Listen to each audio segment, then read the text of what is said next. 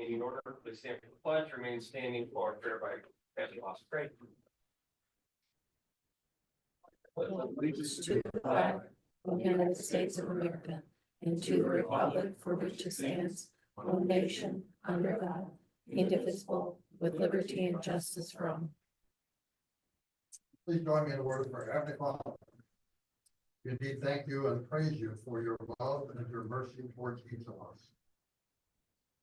We also ask that you will bring the truth of your scriptures in line tonight as decisions are made. Please give each of us the wisdom to seek out these truths and allow them to be our guiding principles in all the decisions that we make and all the actions that we take. We humbly ask that you will give each person entrusted with the decisions before this council tonight your wisdom. In light of all the threats that we hear against some of our elected officials, we also ask that you protect them, along with all other leaders in our community, our state, and our nation, from those who may seek them harm. In the name and authority of Jesus the Christ. Amen. Amen. Thank you, sir. Alrighty, Lisa, we're going to start with a roll call, please. Mike Gunner, Present. Gwen Dusa, Here. Bill Gritzmaker, Here. Sherry Luce, Ken Nichols, Here. Eric Rogers, Here. Timothy Waters, Present. And on first on the agenda, to approve minutes from June 23rd regular council meeting. Motion to approve the minutes of June 23, 2025 is presented. I'll second. I have a motion, Bill, and a second, Gwen, to approve the minutes of June 23rd, 2025 as presented. Any discussion? Hearing none, Lisa, call roll. Sherry, Yes. Ken, Yes. Eric, Yes.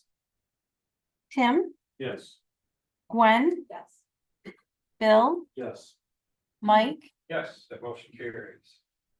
Next on the agenda are presentations, communications. Danielle, anything? Oh, all right. Then we'll put the agenda as approved or amended. I move to approve the agenda as presented. Support. Motion by second. Bill to approve the agenda of July 14, 2025 as presented. Any changes? Now at least call roll. Tim, Yes. Eric, Yes. Ken, Yes. Sherry, Yes. Bill, Yes. Gwen, Yes. Mike, Yes, motion carries. Next is to allow public to address council if they choose to do so. Is there anyone from the public who does wish to speak?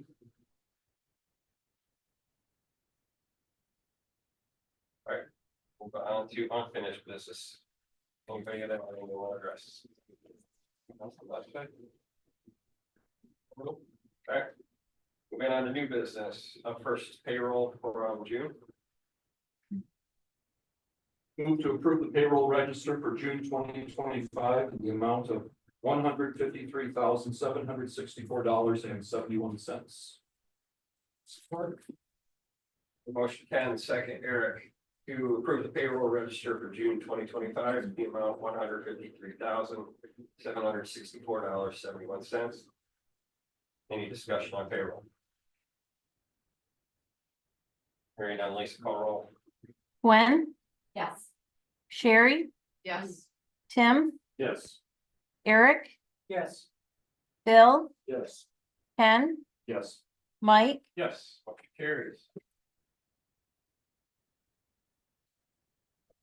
Here on the agenda for business accounts payable. Move to approve accounts payable for the period of June 11, 2025 to July 15, 2025 in the amount of $385,015.75. Motion Eric, second Sherry, to approve the accounts payable for the period of June 11th, 2025 to July 15th, 2025. Amount of $385,015.75. Any questions on the bills? Not least call roll. Bill, Yes. Gwen, Yes. Tim, Yes. Ken, Yes. Sherry, Yes. Eric, Yes. Mike, Yes. Carries. Number 3, we have the policy amendment. Regarding court training and meeting attendance for the PD. Chief, I'll turn it over to you, sir. It's just a revision of an existing policy. The old policy is about 15 years old, and with the new personnel policy as well as the collective bargaining agreement, just tweaked it and revised it, brought it a little more up to date, and added a few things with regards to when the chief or the lieutenant should be notified. So this new thing is that we're already in practice, but we're pretty fine. Has legal been, had the opportunity to look at it cheap, and then do it if that's necessary? I didn't deem it necessary to get looked at. I think it really just a lot just depended on how they receive notice from courts and what they're expected to do with the receiver of this as well as, but I laying out the parameters for that money notification. I'm just curious on that part. And then you had mentioned, and I apologize, I don't have that written down, but you referenced a couple times the the collective bargaining agreement. So that's some of this information was in the collective bargaining agreement as well. Yes, we made this policy mirror was like bargaining. There was a little bit of a conflict in the language. Yes. It looked at the whole policy was before they had a CBA. Right. Thank you for clarifying.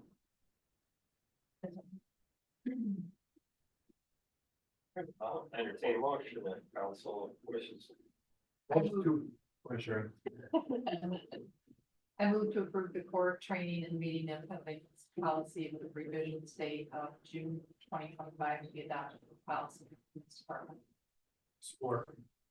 Motion Sherry, second Bill, to approve the court training and meeting attendance policy with the revision date of June 2025. Be adopted as a policy for the police department. Further discussion?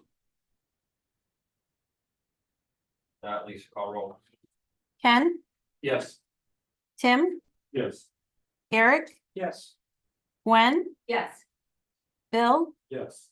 Sherry, Yes. Mike, Yes. Carries. Number 4 on the agenda. A potential decorative light purchase for downtown replacing the existing low headlights. Got 2 bids for the project. 2 portions, I suppose.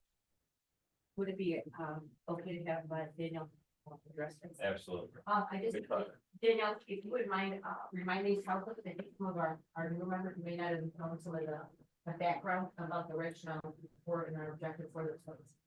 Yes, I can absolutely do that. And Laura, you jump in if I miss anything as well. Laura, Brent and I have actually all been working on this project together. So our decorative lights in our downtown are 40 something Plus. years old. It's 40 plus. I don't know the exact age.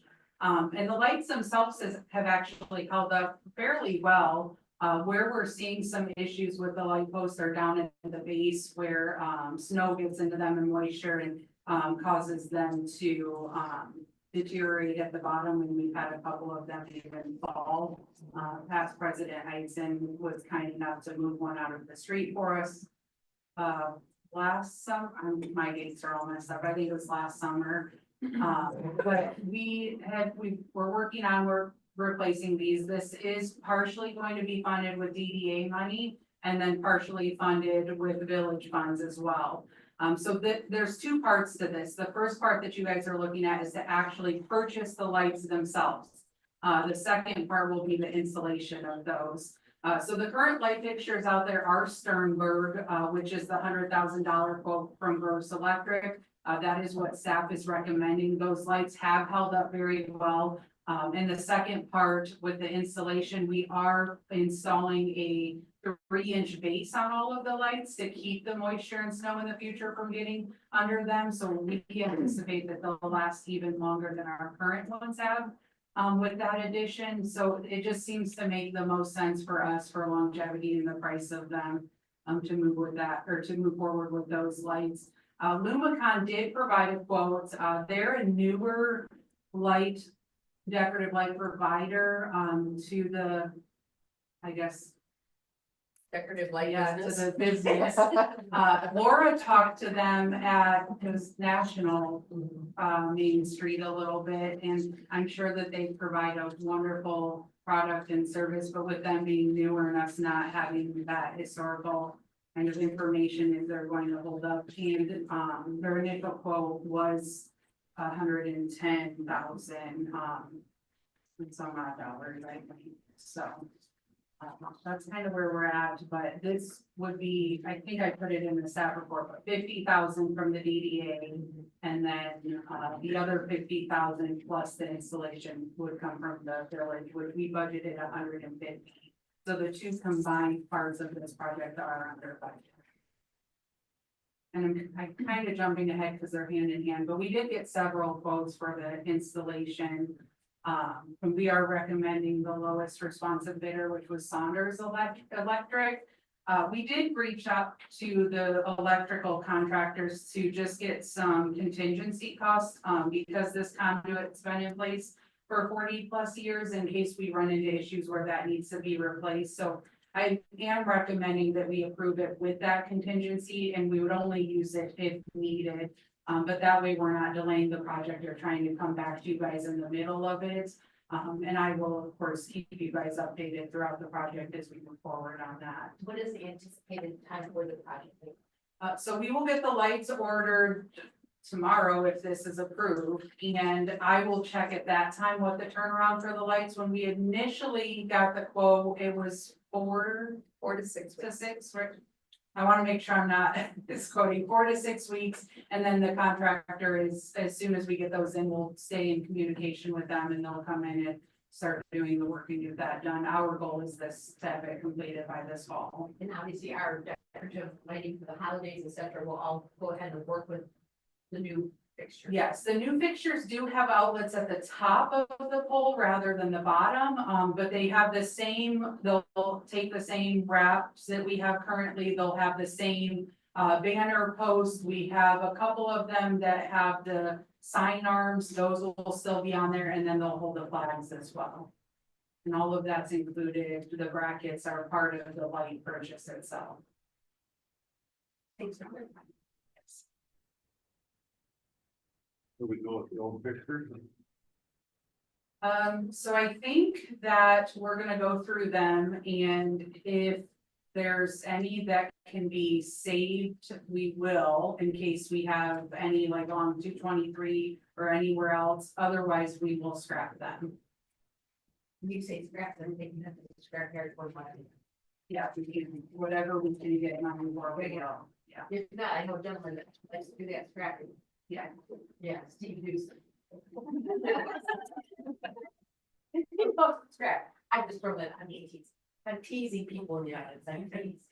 Unfortunately, like the base and the pole, the flutes, all that, they're all one solid piece. We've looked into replacing, parts, bits, and piece of it, so it's pretty much, if it's deteriorated at the base, there's not much use for the rest of it. Right. But we will maintain what we can. And we will save the globes and things that we can reuse on the new fixtures, so that, again, in the event that a globe falls or if we have any issues, we've got some backup replacement. We're only going to keep the things that are in good shape. If it's not, then we will get rid of it. They will look almost identical. Nobody will actually probably know unless they see us replacing them. That they're I guess being replaced. the biggest concern I just wanted to address, Laura, and Daniel who did it, obviously, was just for the residents, because they're gonna say, oh, we have these other things, because of their not always understanding how all the different enterprises and things work. Someone will say, oh my gosh, the village is getting new lights, and yet we have high water bill. And I always try to clarify that if we can do that, this is general fund, it has nothing to do with the water or the sewer. Obviously, we can settle funds, so. When the light actually fell into the street, we knew that we had to act fairly soon. They are 40+ years old, and it becomes a hazard. Proactive versus reactive.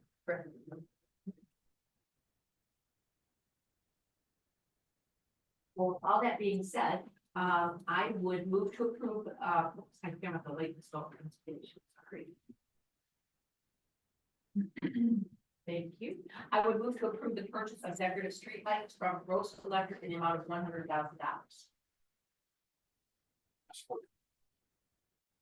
A motion, Gwen, second, Bill, to approve the decorative light purchase from Rose Electric in the amount of $100,000. Further discussion? Danielle, sorry, nitpicky, read through all this stuff, trying to decipher it all. This, obviously Sternberg has been very good. The ones that we did for the TE grant more recently have not held up as well paint wise, whatnot. So I'm glad we're going with Sternberg and also cheaper. Reading through the specs, it's said, you know, single type of flag arm, etc. Every single one of those poles downtown has a flag on it, right? So we're sure that we're gonna have 14 flag arms included with these specs. So, because some have a sign on them. Correct, so we have 4 that have sign brackets. Yeah, for like handicapped parking or To my, tiny parking. notes here, because 4, yeah, it's, The same configuration that we currently have. yes, it is this, because Brent and I walked through. Because you've got the singles, the sign brackets. Flagpoles. So right now, the only flagpoles are, there's only 8, right? 8 banners. You're talking about banners, not flags. No, flag. Flags, Flags. Yeah, don't count. it might be 6, I'm second guessing if it's 6 or 8 now, I think it's 8. I thought we used to have them all, but those are, you know. The flags these down are- like American flags. Yes. There's 13. Right now. Okay. So. 13. I think there's from 13. replacing 12 poles. 14. 14 poles, I'm getting all my numbers. That's right. But you're replacing like with like, Yes. Yes. in what we have downtown and along the 223 corridor. Just downtown. Just Just downtown, yeah. nothing on 223. Okay. It's just Main Street here. The 223 ones were done with the streetscape, when they did that, and that future into that project. Okay, as long as, yeah, there's, I guess, apples to apples. And then secondly, the 3 inches elevation higher, is that from curb height, curb elevation? Because if the sidewalk we have some or whatnot, I think we probably want the sidewalk to be at the curb level, right? So let's say 3 inches from curb elevation. It is from, yes, from where the light is going to be mounted, it'll be an addition, so it'll sit on a 3-inch platform, and then the light pole Yeah. itself will be on top of that. Right, but if the sidewalk is settled and moved, whatever, and we have to replace it down the line, if we want those gates has to be higher up to get the water to run away. So from curb, curb's not moving, let's go 3 inches from that, because the sidewalk should technically be at the edge of the curb height. Yeah, That makes sense. I think it is, except for where the brick pavers are, and part of this project with the installation includes removing and leveling those brick pavers off. And then we specifically identified that on the sidewalk sections, that they do sidewalk cut to cut, so that we're not getting like a half sidewalk where we have that issue. So I think you're saying the same thing we did out. Perfect. Yeah, these are the things, when you take, like one said, if you don't see it, but if you look inside those bases, you would understand why these. We don't want that to fall on somebody or somebody's vehicle. And it is a big chunk of change for the DDA as well to help, but you know, that's also down here, so working together with that, I think it's a good thing. Anybody else, questions? Lisa will call roll on the purchase. Eric, Yes. Sherry, Tim, Yes. Ken, Yes. Bill, Yes. Gwen, Yes. Mike, Yes. Motion carries. And number 5 would be to install that light. I would move to approve the light installation proposal from Sponders Electric in the amount of $49,975. I'll support. Motion Gwen, second Eric, to approve the light installation proposal from Saunders Electric in the amount of $49,975.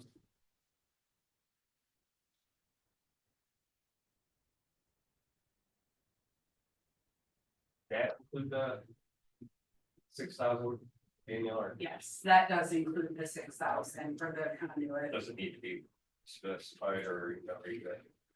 Completely up to you guys, so that'll only be used if needed, but if you want to specify that, you can.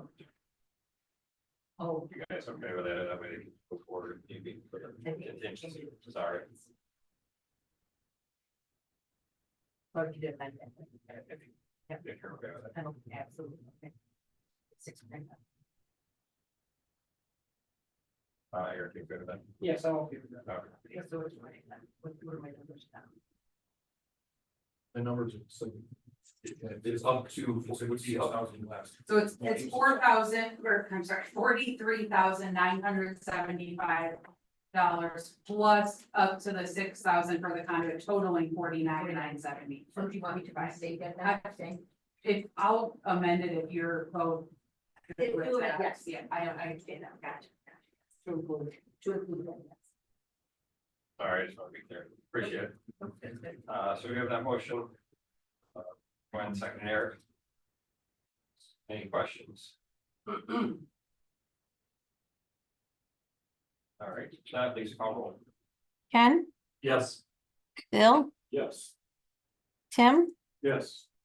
Sherry, Yes. Eric, Yes. Gwen, Yes.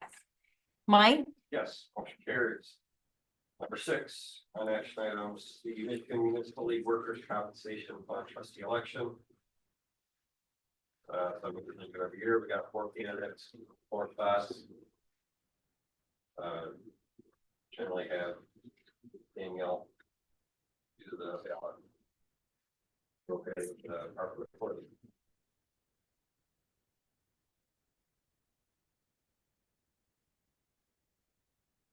Nominate Brian Boggs, Maureen Donker, Craig Stolzenberg, and Deborah Stewart to the Michigan Municipal League Workers' Compensation Fund Board of Trustees and authorize the village administrator to submit the ballot on behalf of the governing body. Support. Motion Bill, second Tim, to nominate Brian Boggs, Maureen Donker, Craig Stolzenberg, and Deborah Stewart to the Michigan Municipal League Workers' Compensation Fund Board of Trustees and authorize the village administrator to submit the ballot on behalf of the governing body. Any questions? Lisa, call roll. Sherry, Yes. Gwen, Yes. Ken, Yes. Eric, Yes. Tim, Yes. Bill, Yes. Mike, Yes. Carries. Number 7. Discussion regarding the water slide at the pool. We did have quite a good discussion or a bit of information from Brent and Danielle. Lots of different options, discussions that we have. We don't need a motion now, but we do recommend some, or if we'd like to give our staff some sort of recommendation on which way we want to move forward regarding that issue. It does have a broken water line somewhere under the concrete slab. We're not exactly sure where. We did try to scope it with a camera, but it may be too far, so. There are a few options: remove it, replace it, repair it. Danielle? I guess anything else? Unless you guys have something I've not thought of, and I'm open to it. I tried to list possible options for you guys, and we can certainly talk about any of those. It took me a little bit to bring it to you guys because we had talked to B&B Pools was subcontracted by the primary when the pool was built, and they thought that they had some photos that they had taken of the project because they actually ran that line and a couple other for the splash pad. So we gave them some time to look for those because they had to dig through some records. Unfortunately, they were not able to find photos.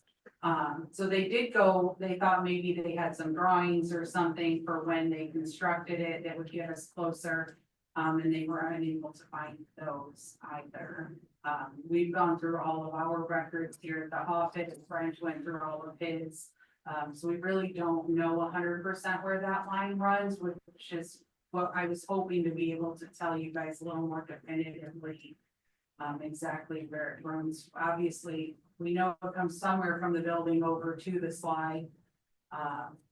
But where the water was coming up out of the sidewalk is not really, a direct connection to where it logically would run. It makes it a little bit more confusing for us, but that being said, I talked to Brent about this and whatever we do, my recommendation would be that we try to work on it at the end of the season, which really at this point is about 5.5, 6 weeks away, I think. And the reason I'm recommending that is because I don't want to disturb the pool area and risk us getting anything in the pool and then therefore failing samples and not being able to stay open.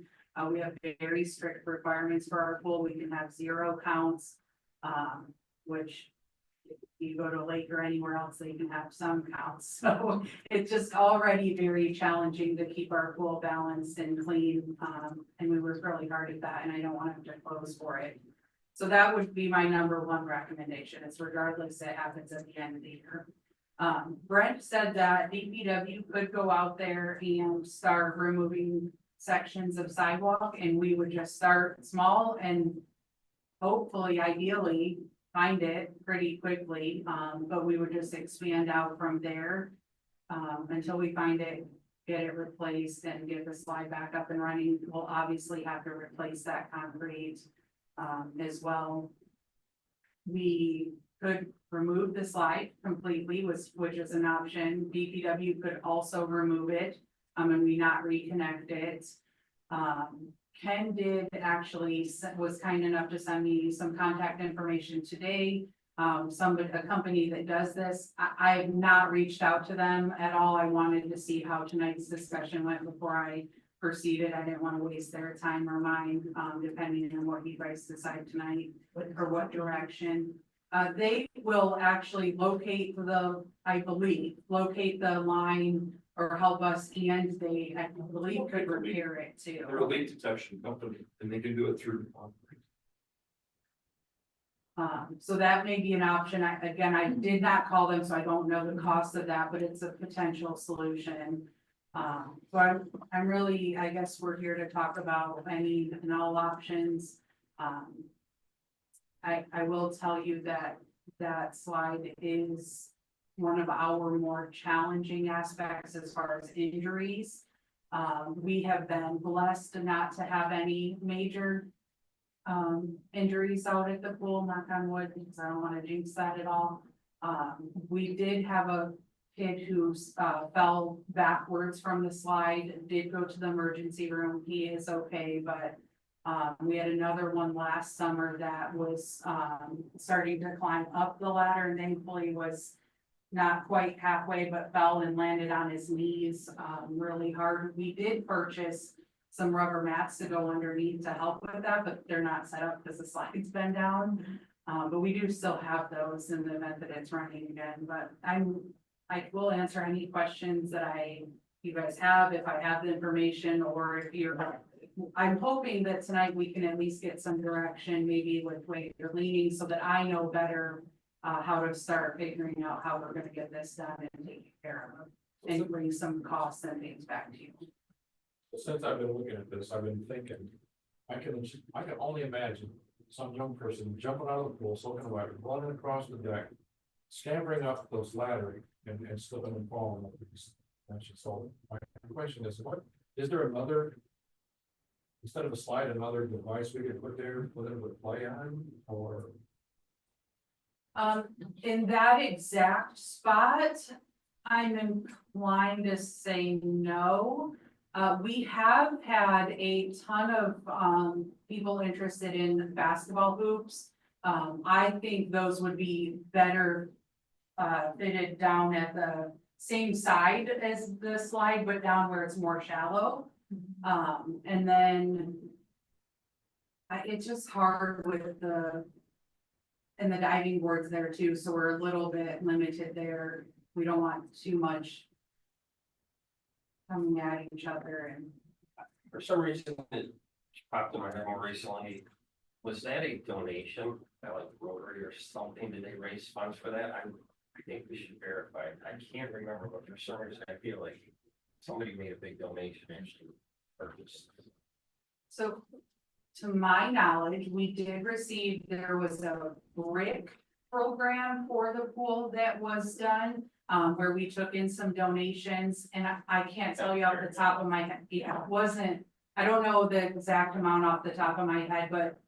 It was not, do you by chance know roughly, I Brandon? think it was between six, I think it was between 6 and 7,000. I was thinking it was like 6,500 total, and that was, I actually ordered the bricks and I think we ordered 8 total bricks. That's the only thing I'm aware of. Maybe I'll go back. And then my understanding is the rest of it was through the bond that was passed. For me, again, it's just another element, you know, the pool's expensive and whatnot, but it is a nice element. And again, the insurance, if they had an issue with it, we never would have been there. You know, yes, people get hurt, but people get hurt on everything, whether it's playground equipment, whatever. So again, I like the idea of it being there and I think it could be a simple fix. You know, we just tried the camera one day, but Brent's got locating, you know, equipment like if, you know, just to locate underground utilities, et cetera.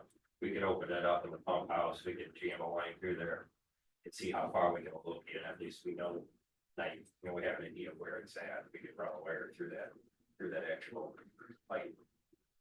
Crazy. Like Danielle said, it's spraying water past the slide, which doesn't make sense to any of us why it did that. But again, I think it's not a terribly difficult fix once we just locate where that is. Even if we open up a slab, we can then we cut that pipe open and scope either way. I really think the most expensive part of the repair is going to be the concrete, just because either way, once we find it, you're going to have to pull that up to fix it properly. And then it'll just be putting it back. And as you get, so that concrete is, goes all the way from the farthest point of the pool, it's 4 inches, and then all the way up to 24 inches right around the pool. And I don't think they would run, and this is just logically, it doesn't make sense that they would run that line right next to the edge of the pool. I think it's gotta come from the slide towards that building that we have out there. Well, I know last year that was a popular thing for the kids. That's the first thing my granddaughter said. Will you go down the slide? I'm like, no, not this year. But there, you see a lot of kids on it all the time.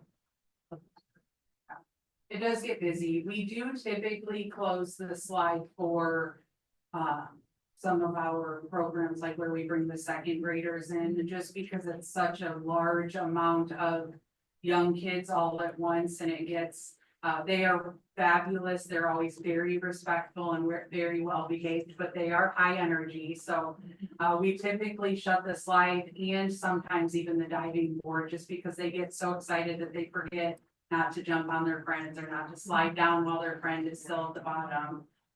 But other than that, they are used a lot. So if I'm curious, talk about it, like you're saying, like there's been a little bit of testing. I don't know if you think that there might be more testing we ourselves could do. Yeah, absolutely. Yeah, we can cut the pipe inside the pump house and like I said, run a wire as far as we could push it and then locate it. Yes, Through there. and I do agree with that. We can't, while the pool is operational, Right, because right. it's all connected, the plumbing is all tied together It inside. is. We need to have a wire or something to trace out, there's the problem. So that's the other thing, if we repair that line, we'll put a tracer on it. We'll also take some photos and document where it is so that we have it for the future. I think that it would serve us best, obviously, wait to the end of the season, locate it, and if we can't locate it, then maybe we can look at what Ken is suggesting. And then maybe another way to locate it if we're not successful. See what the costs and stuff like that. That's kind of where I'm thinking. I can't see us having to pull more than 2 slabs. One, if we don't know where it's at, we can test, we know where it's in a straightaway, we can open it up and scope both ways, and then we literally measure where our damage is. Before you do the concrete. Well, that would be the first hole, and then the second hole would be the actual fix.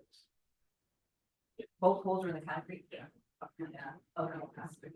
Unless we could trace it. And then the trace part. Yeah. Okay, that's cool. But that's kind of where I'm.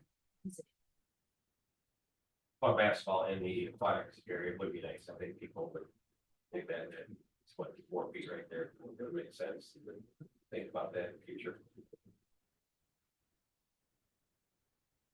I would like to get some of those donated funds. It's a little off subject, but I did get prices for a loop and all of that stuff. So. I'm prepared for it. Are you looking for a motion for this then, Danielle, or just? No, I think I got some guidance from you guys, and that's really what I was looking for. I just wanted to make sure we were all on the same page and. If you want to see it go, do you want to come up with a different solution? We could use that pump and add something in the splash pad. If that gives us one more, like that pump, if we add something to splash pad, because it's obviously feeding water through the water slide. So again, there are other options. But again, I think. The if we splash can make pad it fix- was built out to add something, but I don't know. When some of that stuff was cut, if they reduce the pump size for the splash pad. Yeah, we would So I just use think the you pump. have to run the 2 Yeah. separate pumps because of the additional toys. Oh, I also don't have plans on that. Nothing, sorry. Just putting that out there. Okay. All right, if everybody's okay with that, we'll move on to the administrator evaluation.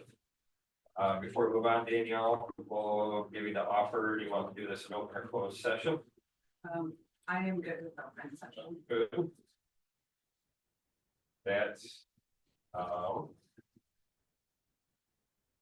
one, thank you for filing, scores again this year. So Danielle self-evaluation was at 80.8%, council a little bit higher at 85.8%.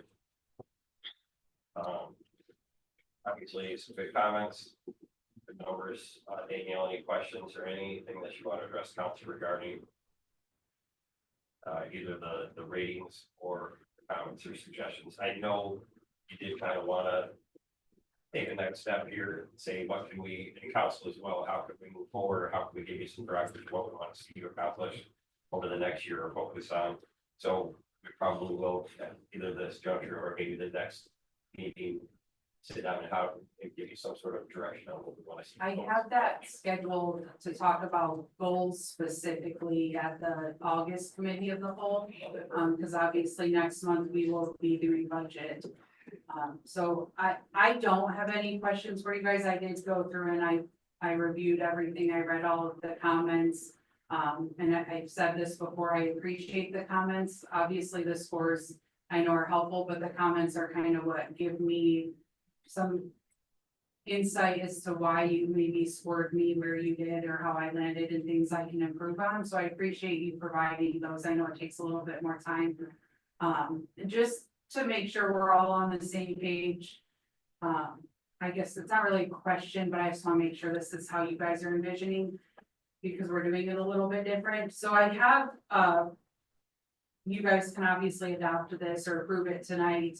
We would talk about my goals in August, and then you would need to make a motion to, because at committee of the whole, we don't take any action, it's just discussion. So my thought was in August, we would talk about the specific goals, and then I'm hoping Gwen would maybe draft those up, and then we would at the following meeting, just amend those into my evaluation. So I wouldn't have Mike sign off on my evaluation until the goals were also completed. But I just wanted to make sure that my thought was of how that would look was aligned with what you all thought or wanted as well. So if you want that to be different, let me know. I guess it's kind of a question, but that's all I had. And then any feedback you guys want to give me on I'm ready. I think that makes sense, to, yeah, kind of piece everything together at the committee meeting, and again, I don't see it as much of a challenge, I think a lot of council's recommendations and goals were kind of same, so. Yeah, it there's should- definitely a lot of group headed in. A lot of, yeah, work-life balance, exactly, you know, delegation. Work to other staff members, things like that, but again, very good scores, a lot of good positive comments. I think, if anybody has any comments or anything that you wanna help me out.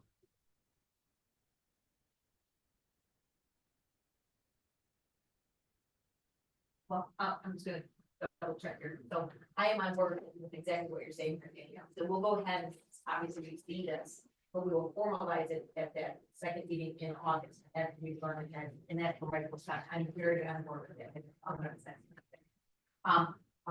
As far as we'll talk more about the specific goals and goal setting and smart goals, kind of what we were talking about. And but we'll talk about that then after the committee level kind of discussion. Yes, that's correct. I have that in August. Yeah.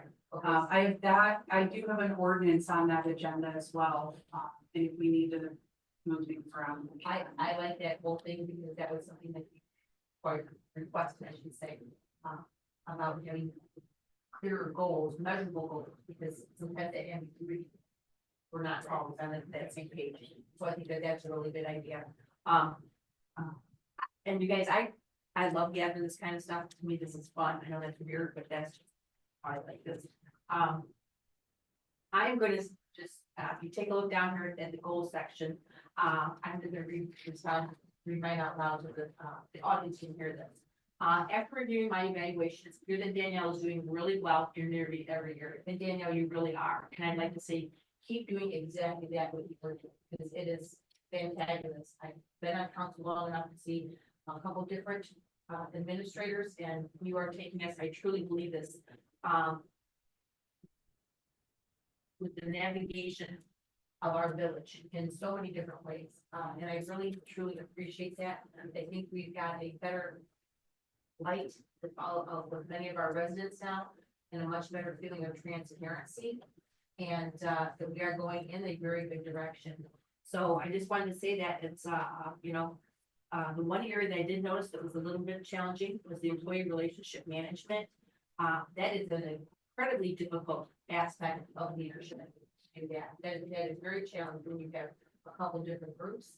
But I do recognize all of the effort that you put into that. I know that you and I have chatted a little bit, something that I know that we're gonna probably continue to talk about in August with some of the delegating of that nature that we, you know, pay attention. But working with a group of people, to be interesting. Challenging. Yes, challenging.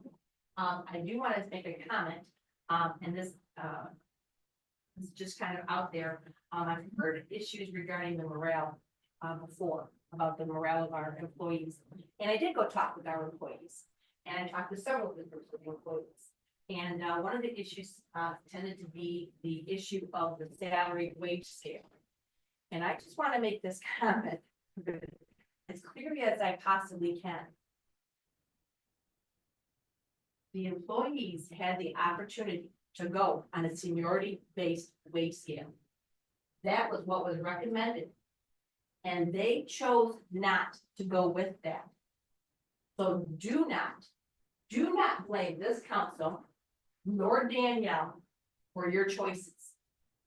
You made those choices. It was very clear. James Eitzen sat right here and he said specifically to those of you that were in attendance, and he said, I hope you understand what you're asking for. You got what you asked for. Don't you dare say that the morale issue is with Danielle Gross. That is my comment. Thank you for listening. Anybody else? Danielle, thank you. We'll continue that in August. All right, on to next reports. Move on to administrator.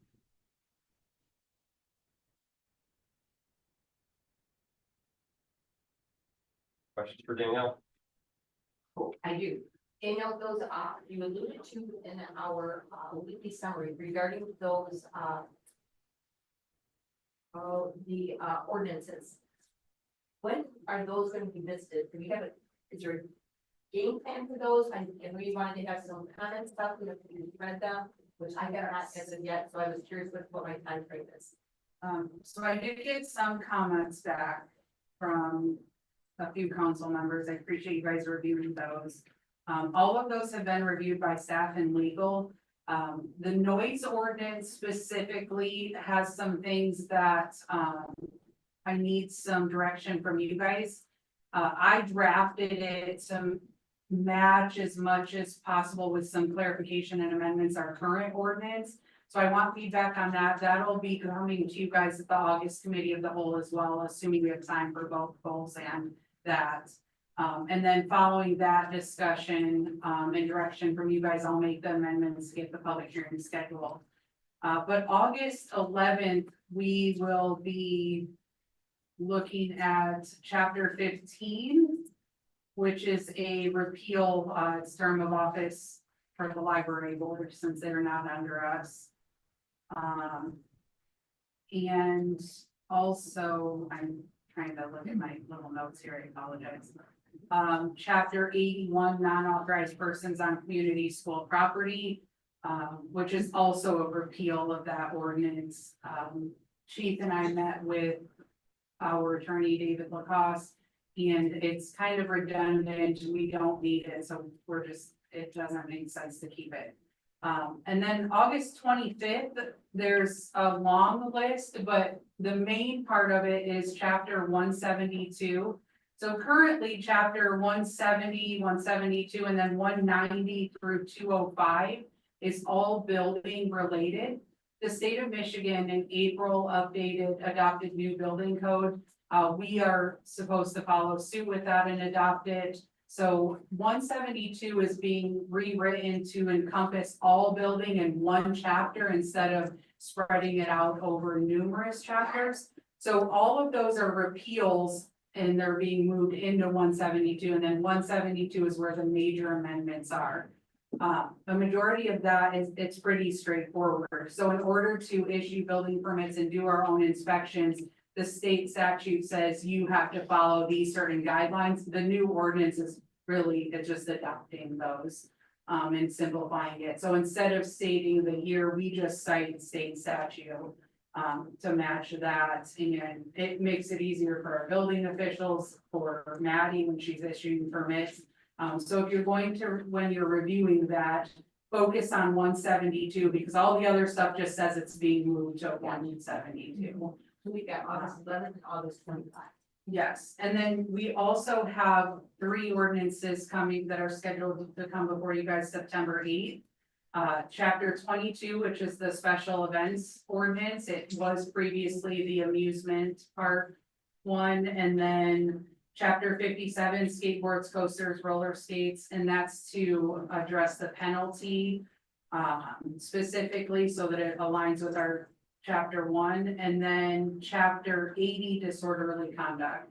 And that was initially proposed as an amendment because of the penalty, but we've also made some additional amendments with it to match, make sure we're following state law and complying, and legally we're good with that. So that's another one that Chief David Lacoste and I went through pretty closely, and is really regulated by state law, but that's also on there. And then I'm working on lots more. Chief gave me, kindly gave me a huge list of ordinance amendments. Plus the other employees keep bringing new ideas, and I've had a few council members, so I'm just slowly trying to make some forward progress, because it is a lot of work. But this is helpful to know where we plan to focus. Yes.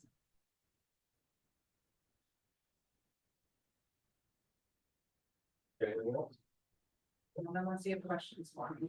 Anyone else? Anything for Danielle?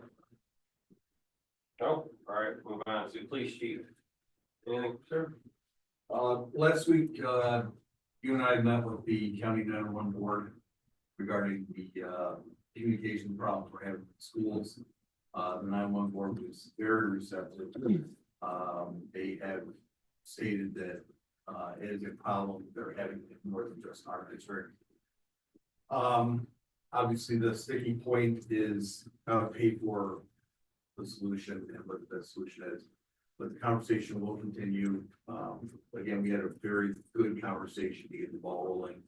And, the sheriff was there and a number of other people and, there was no daylight between the idea that we need to dispense.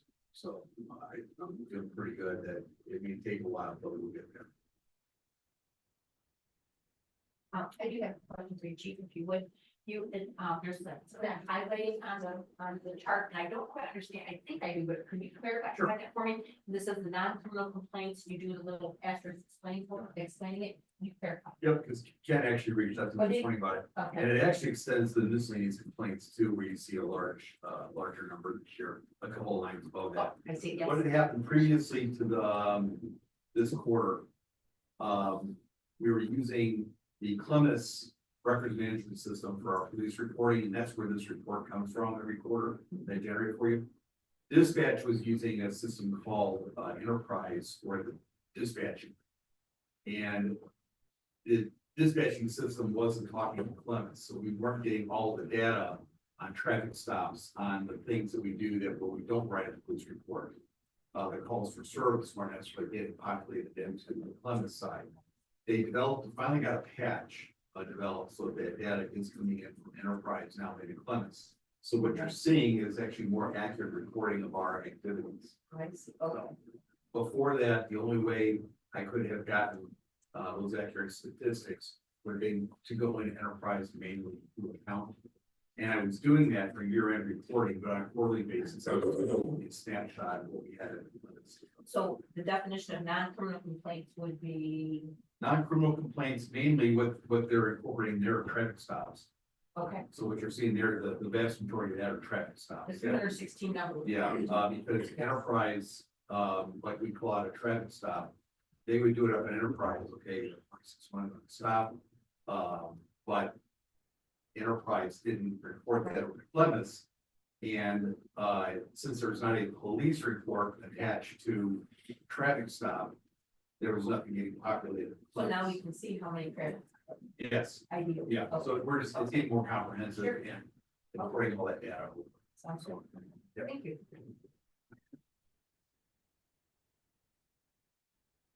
Anything else for police? Oh, moving on to the treasurer. Anything from the treasurer? Nope. I have a comment about the treasures I made. Brandon, you're gonna be coming tomorrow night to our Parks and Rec meeting, is that correct? Would you tell the team, the council, what's going on for Parks and Rec? So tomorrow, the Parks and Rec Board asked me to come present them having the revenue expenditure report, how to learn and read the budget. So I'm gonna be coming in tomorrow, so if you wanna come watch, I would be more than happy to show you how to read the budget. We got new members to our Parks and Rec board, and when Brandon supplies our salary, it's not always, if you're not used to seeing those numbers and what they all represent, the expenditures and the income coming in, I think it was a little, they weren't sure how to read it. So Brandon's coming in tomorrow night to share with Parks and Rec how to do that. Thanks, Brandon. Moving on, DDA report. Or, Diana? Updates? I don't know if I reported in my report, but we met Thursday with Guy Kennedy Jr. with the market, with the country market. Really exciting stuff coming our way. They're looking at an October. Can you go stand at the podium? Sorry.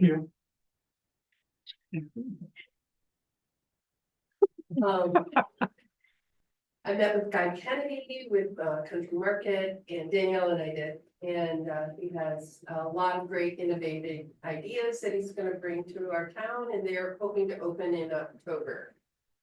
Was September, but they're putting all new coolers and all new shelves and everything is brand spanking new. So pretty exciting. Definitely. Oh, very exciting.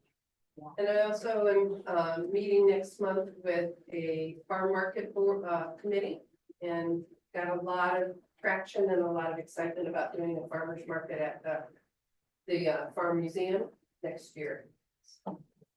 We had a great touch truck event. Oh, yes, I did put that in. my- I know you did. I read that. Touch a Truck was fabulous, and Sherry and Eric and Gwen are a great committee, so it's good stuff. Yes, Or did Guy Kennedy say he's gonna do a survey? How's he gonna present that to the village? I don't recall him saying that, you, It was in the advanced paper. he did not share that They with did us. not talk about that. No, so I don't know. If anybody else read that? Of what types of food that they would have in there? Well, they're gonna lean very heavily on fresh. So they'll have a great produce department, fresh, they're gonna have a meat cutter, they're going back to having an actual butcher in store. They'll have a bakery. So it will be I don't wanna use the word boutique, but the new model is about this size of grocery store to compete with the huge big Myers, and people wanna be able to, they don't need 60 types of peas. Will they have a deli area? It will have a deli. And it will actually have seating in the deli. I think he's trying to do 6 tables, so you can go in there for lunch. They do that at all their stores. Yes, Laura, can you clarify, no pharmacy, correct? not at this time. That's right. There's not enough room. That's Doesn't mean there's not one in the works, right. but you didn't hear that from me. Understand. There is not going to be one in there. Okay. Any other questions for Laura? Please, Laura. Moving on to council discussion.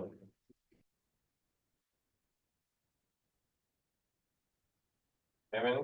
Sharon? Tim? Eric? But yeah, I do. Danielle, can you give us an update of the status of, Meredith's building, of what might be transpiring there? Is there anything, Laura, can you just, okay, sorry. Thank you. Yeah, Larry just got back from vacation and we've kind of been missing each other, but he is signing the document that he will have the interior cleared out by I believe it's the 29th. He had it dumpster currently. And then he will have a plan for review by Maddie. I believe it's August 29th, I think, is when he will have plans to present. Okay. He has some people, he has volunteers cleaning up, and then he has some, I think Hagen's gonna give him a quote. What he wants to do. So things are moving forward. Correct. Okay. Thank you. Anything else? Laura? No, that's it. All right, Bill? Sure. Tim? Is there any further movement with the library? Transfer? They have a meeting tomorrow night scheduled, and that is on their agenda. Cool. And I will be in there. If there's anyone want me to ask them, I'll ask. Let me know. It's in their hands, they looked through everything that I think that we've given them. I think they know where we stand as far as moving forward and trying to get this taken care of before the end of the budget season, so that it's rolled over to them. Let's see what they have to say tomorrow night. Thank you. Yeah, no, on top of that, I don't think there's animosity. I don't want there to be animosity. I think the library's a great thing, but it is time. It's just time to move that forward. And again, after the bond passes and things like that, we funded a lot of that over the past 6 months, so. It's time to just move forward. That's all I'll say about that.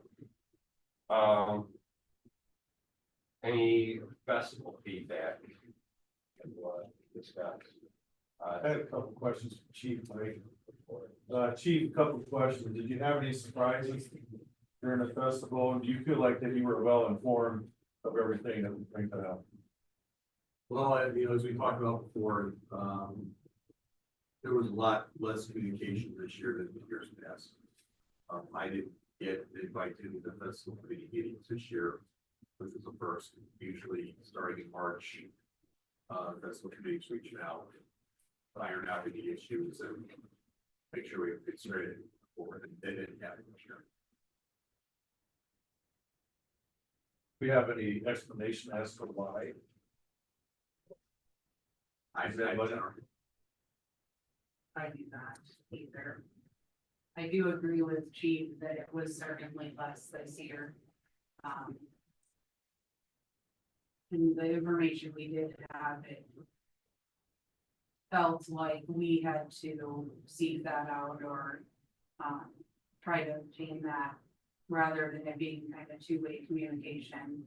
But that being said, this is a really good example of why I think that potentially the ordinance amendment for special events will help to get everybody on the same page so that the event organizers know the information that we need to have.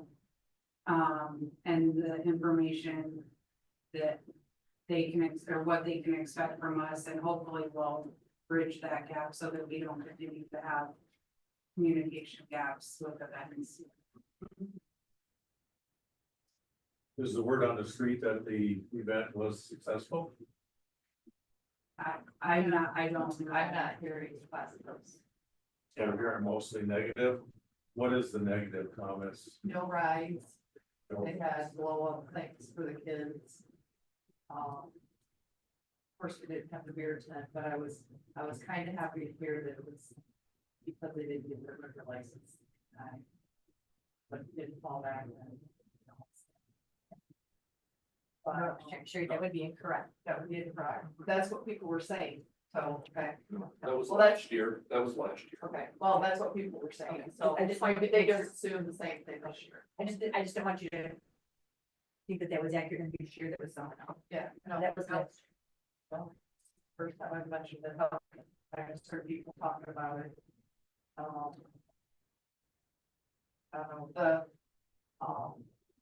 I think the attendance was down a lot. For a couple Did reach out vendors. to one of the committee members, doesn't committee members.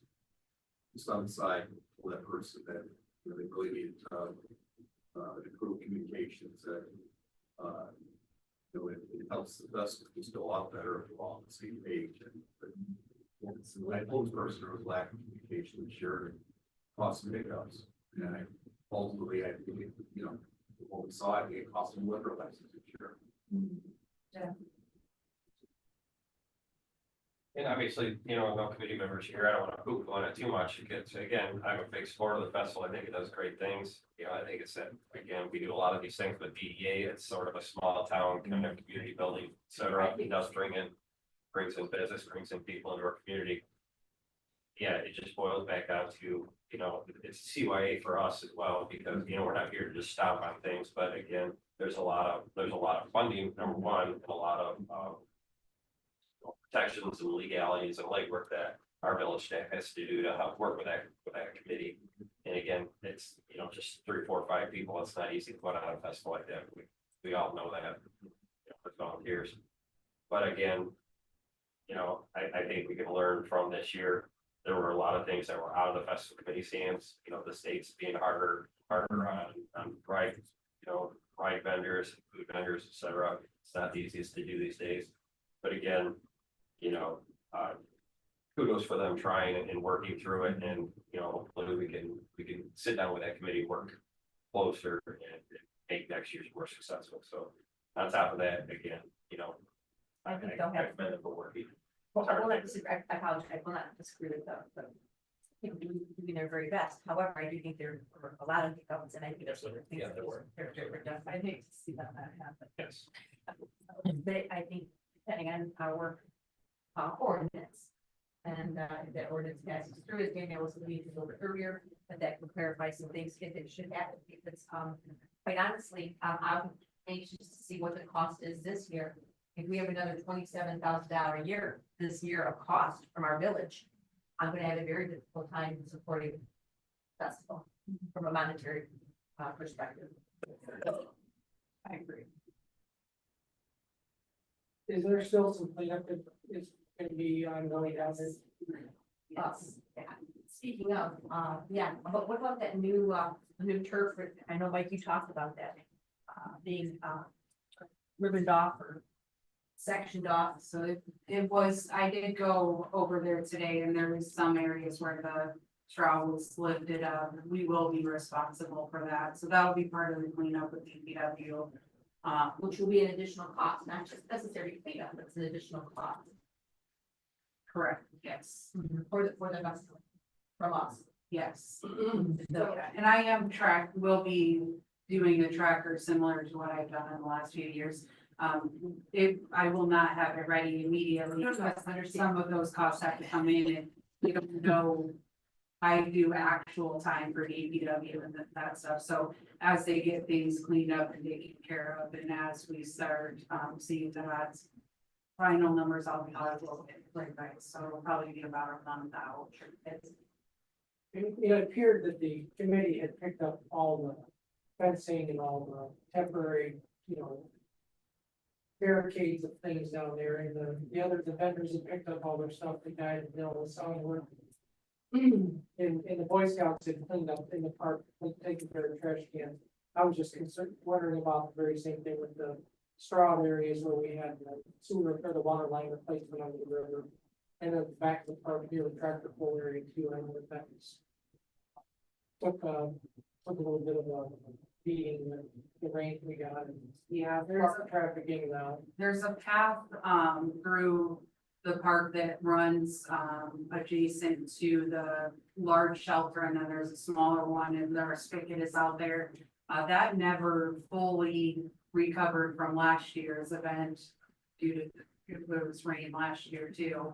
And that's stored up again, and then back by the, tractor pulls. And then we move the bleachers before the event for them, we'll move those after, and then all of the picnic tables get moved to different locations, so we'll move all those picnic tables back into the shelters and get all of that cleaned up too, so it's not necessarily just like trash cleanup, it's just putting things back where they need to be.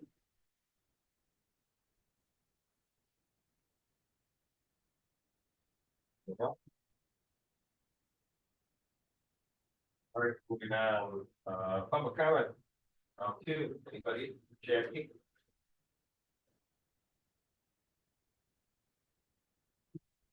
I'm Jackie Bates. Since you were just talking about the festival, I heard a lot of comments from different people, different walks of life. One of the big complaints was no carnival. Yeah. And they blamed the village on that, and I said, no way. Time and time again, I said, no, they didn't contract carnival rides, so it's not the village's fault on that.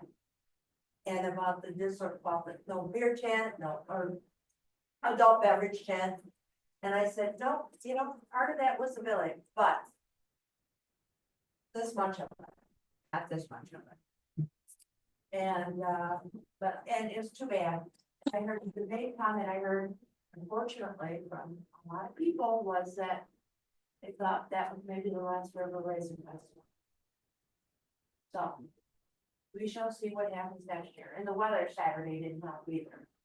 So that's my comment. But I had a question. How many village employees do we currently have?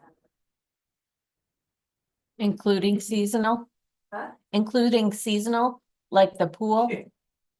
No, full-time. 52 weeks a year. 25, 20, We have 25 full-time year-round. Yeah. We have one, year-round regular part-time, one irregular part-time, and then we have 20 seasonal employees at the pool and one seasonal employee for DPW. Okay. Are the part-time people that are seasonal, are they on benefits like health insurance? No, So how many village employees? 25. 25. That answered it. Thank you. Dave, you get the Sick time, sick time, Yes. 5 o'clock. Yeah. but no medical or vision. Right. So, Okay. Jackie, anybody else? Here's your dress codes. Thanks for clarifying, Jackie, the people that were inaccurate. I'm sorry? Thank you for clarifying the inaccuracies. With the people that were saying things about the village, about the. I did. Thank you for doing that. 25. mm, 30 times to different people. I heard a lot. To article nights was because of the state regulation. That's what I had read. Larry's really correct with on these carnival ride companies, so that in the festival committee's defense, they may have not been able to find a carnival company. They could come in. I don't think that's nicely a problem. They mentioned that, the committee mentioned that at our discussion meeting. And, cause I do remember asking specifically, if you can't get a carnival company to come in, what is your backup plan? The backup plan was the inflatables.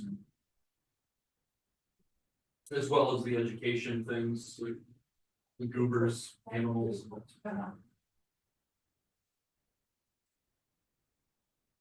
Moving on to 111, we do have committee of the whole meetings coming up, the budget work sessions, July 21st, 22nd, 23rd. Those are all at 6 p.m. correct, Danielle? Yes, 6 p.m. Okay.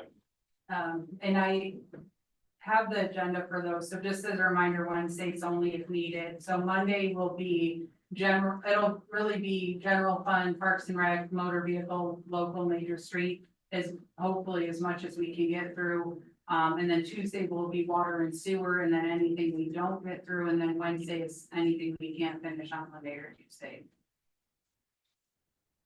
Everybody gonna be able to make those? No. I'll be speaking at summer camp. It was already scheduled before I even was elected to council. To ask your question on some of myself or Danielle, or, you know, comments, et cetera, we'll definitely. Take your foot. The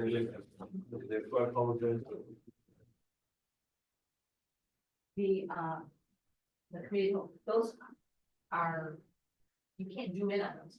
He's have to say, you zoom in if you wanted to. Or He can zoom in on them, he can't even, oh, I see, okay. he can't even talk during them because you guys aren't taking action.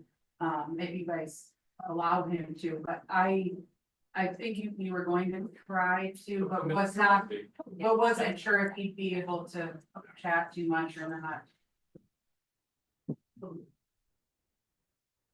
Yeah, we need to have a setup for it. Let's go there. If there's no other discussion, we'll entertain what to adjourn. Motion to adjourn at 7:12 p.m. Support. Motion and second bill to adjourn regular council meeting at 7:12 p.m. Please call roll. Ken, Yes. Gwen, Yes. Sherry, Yes. Eric, Yes. Bill, Yes. Tim, Yes. Mike. Yes. You're, thank you, everybody.